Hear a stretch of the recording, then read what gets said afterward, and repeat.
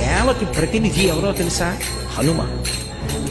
తన జీవితం మొత్తం మీద ఇప్పటికీ ఉన్నారు. ఎందుకనంటే చిరంజీవి శృంగగిరి పీఠాధిపత్యం వహించిన చంద్రశేఖర భారతీ స్వామి గారు సుందరకాండ చదువుతుంటే ఓ కుర్చీ వేసి దాని మీద పట్టుబట్ట వేసి పెట్టేవారు.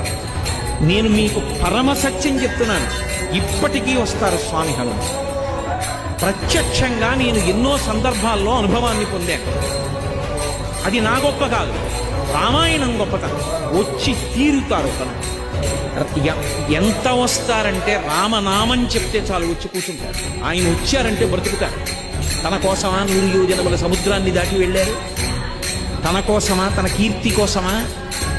పరులకు ఉపకారం చెయ్యడం తప్ప తన జీవితంలో తన కోసము అని తానొక పని చేసుకున్నారు హనుమ అని ఆయన జీవితం మొత్తం మీద నాకు చూపించండి.